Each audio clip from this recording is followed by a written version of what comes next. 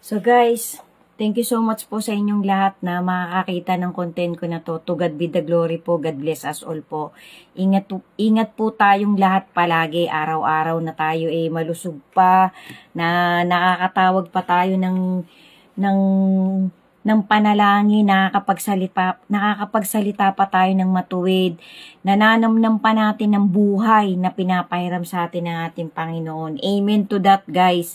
Maraming salamat po sa inyo na madadaanan ng content ko na to na makakapagtapos mula part 1 hanggang final part. Season 25 po ng What is Written Truly Happen. Ako po ay isang simpleng tao lang, PWD po ako. Ako po ay isang cancer survivor for 2 times. Bali, bone cancer po at saka po myoma ang cancer na dumapo sa aking katawan na sa awa, tulong po ng Panginoon ay gumaling ako. Kaya to God be the glory po. Ang mga content ko po sa platform ko inaalay ko po talaga sa ating Creator. For whatever reasons, hindi ko din po kayang ipaliwanag sa sarili kong wisdom, sa sarili kong knowledge kung bakit naghahangad akong gumawa ng ganitong mga content na part by part na sa abot ng aking maliit na kaalaman ng pagkaintindi ko sa mga napanood kong dokumentary, sa pagbabasa ko ng love letter ng ating Panginoon, which is the Holy Scripture. Kahit papano po, alam ko po, ramdam ko po, meron po akong kaunting nararamdaman sa puso ko. Ayoko pong magyabang, ayoko pong i-boost kung anong meron ako. Lahat po tayo may kanya-kanya po tayong ibinigay ang ating Panginoon na sapat na wisdom na maaari nating gamitin habang tayo nabubuhay. Para po sa akin, may maliit po akong naitatawid, katiting na katiting pong motivation sa aking kapwa-tao na sinisikap ko pong maipagpatuloy kapag may sapat na oras ako. Minsan po kahit antok na ako, pinipilit ko pong tapusin ang content ko kasi gusto ko pong mai-upload. Gusto ko pong kahit mangilan-ngilan lang na kapwa-tao ko makapanood ng content ko na ang pinagbasihan ko po ay yung love letter din po ng ating Creator at mga dokumentaring kahit papaano po totoo naman po yung itinatawid ng mga taong to. Kasi guys, para pong sa aking pagkaintindi, sa aking pagkaunawa sa salita ng ating Creator mas maganda pong mag-akay tayo ng mga taong ang pag-akay natin ay tama, hindi yung pag-akay na mali. Kasi kapag ka po inaakay natin yung bulag, tapos bulag din yung umaakay, pareho po tayong matutumba, pareho po tayong mahuhulog sa putik. Dapat po kahit papano ang motivation na ibibigay natin sa kapwa natin magbuboost pa po, magiging booster para mas mahalin pa niya ang Panginoon, para mas pagkatiwalaan pa niya ang Diyos na nakakakita at nakakadinig ng ginagawa ng bawat isa sa atin. Amen. Yan po ang motivation ko, guys. Kaya thank you so much po sa ating Creator at sa inyong lahat po na nakakapanood na kahit papano po ramdam ko pong kahit katiting lang pong life lesson and motivation, itatawid ko po sa inyo yung nadinig ko din. Napakarami na pong naglalabas ng mga dokumentary na about po talaga sa susunod na mangyayari sa mundong ito. Na totoo naman pong nararamdaman na nating lahat. Huwag na po tayong magbulag-bulagan, guys. Maging alerto po tayo. Karamihan po ng mga content ko, kahit templates, kahit papaano po nilalagyan ko po yan ng caption. Paminsan po, pagpasensyahan nyo po kung medyo kwela yung mga content ko, pasensya na po kayo, medyo nag-a-unwind din po ako kasi mahirap naman pong, mas maganda pong ang tao ay natatakot talaga. Yan po ay talagang nabasa ko po yan at nadinig ko po yan sa matutuwid na mga ngaral. Pangit po yung para tayo laging matapang. Kasi dapat po yung tapang natin, gagamitin din natin sa tama. Minsan nga po, sabi nga po ng Panginoon, di po ba? Hindi ko pa po yan nagagawa ng content, yung to-do list ko, nakapila po yan. Yung epekto po ng beatitudes ng bigatinsan sa isang lugar na nangyari din po sa Holy Scripture. Na ang lakas po ng impact nung nadinig ng mga tao yung beatitudes na binitawan ng ating Creator. Nakapila po yan, gagawin ko po yan, hindi ko pa lang po maumpisahan. Kasi nga po may mga nauna po akong nakapilang gagawing content, kaya ito po muna yung pinapriority ko.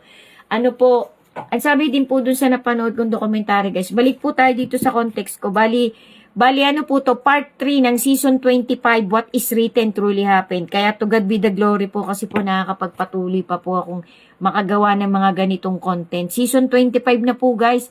Thank you so much po kung sino man pong may mga time sa inyo. daanan nyo po yung profile ko, kalkalin nyo po, hanapin nyo po mula part 1. Nag-umpisa po akong gumawa ng ganitong content. March to April until now po. Kahit papaano po alam ko po, ramdam ko po na kahit papaano naman po humihingi po ako ng guidance talaga sa ating creator. Na kahit papaano makapagtawid po ako ng tamang nadinig ko. Kasi mas maganda na pong mag-ipon tayo ng mag-ipon ng mga dokumentary na nagpapatunay talaga na nandun na tayo sa gitna ng tribulation. Sa mga una hanggang 4 na baitang po, nandun na po tayo. Binabaybay na po natin yung papunta sa climax. Sa dami na po nang nangyayari globally, aware na po dapat talaga tayo. Wag po nating pababayaan ang sarili natin, 10 ng ating mga pamilya at mga mahal sa buhay, na tayo'y walang kaalam-alam sa mga susunod na paparating na mangyayari sa mundong ito. Kasi inihahanda na po ng Panginoon ng humanity sa paparating niyang pagliligtas. Yung pong mga pipiliin talaga ng ating Panginoon, yan po ang una niyang itatago, yan po ang una niyang ililigtas. Patay ka man o buhay, kapag na-chosen ka, iingatan ka ng Panginoon. Tapos, ang pagkakaintindi ko po talaga sa love letter ng ating creator, isasama po niya yung mga napili niya, itatago po muna niya, isasama niya po, iaangat niya po, isasama niya po yan sa paghahari niya ng 1,000 years. May mga designated pong gagawin ng bawat tao, kaya po yan itatago, hinahanda po yan ng Panginoon para maging warrior. Yung isa nga pong, kasi ang congregation po ng Panginoon, yung kanya po talagang simbahan, yan po ang unang-una niyang ililigtas. Hindi naman po porke nandun ka sa loob ng church ng Panginoon ligtas na ligtas ka na Kasi yung iba po gumagawa pa rin po ng palihim na nagpapalubog sa kanyang pagkatao para sa magkasala ng magkasala. Kailangan po yung motivation po ng buhay natin hilingin po natin ang hilingin sa Panginoon na papunta sa trajectory, na papunta sa wisdom niya, na papunta talaga sa mga pinag-uutos niya. Kasi kapag ka po sumisigwi-sigwi tayo, papunta po tayo sa kalikuan.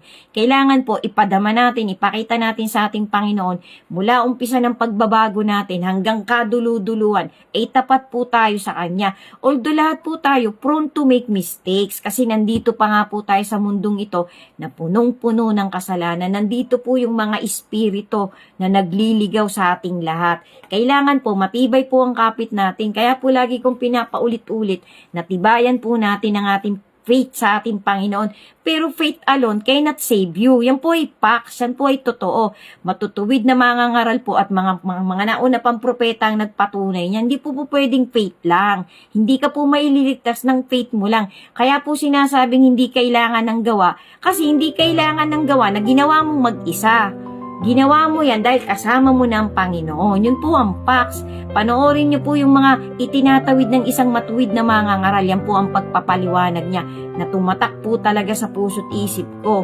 Kasi ang tao pong gumagawa na ikaw iniisip mong tama ang ginawa mo, nag-iisa ka, wala kang kasamang Panginoon. Yan po yung nagyayabang, yan po yung nagmamalaki. Kaya nga po sabi ng Panginoon, kailangan kasama mo siya sa paggawa mo ng kabutihan para hindi ka magyayabang. Kasi ang ipagyayabang mo, yung kabutihan ng Panginoon, na kaya mo nagawa yung gawang yun dahil kasama mo siya. Kasi kapag ikaw lang mag-isa, magyayabang ka Yan po ang pagkaintindi ko sa pagpapaliwanag ng matuwid na mga ngaral na talagang kinasihan din po siya ng mga salita ng Panginoon. Kasi nga po, ang salita ng Panginoon ay nagtutuwid sa isang tao.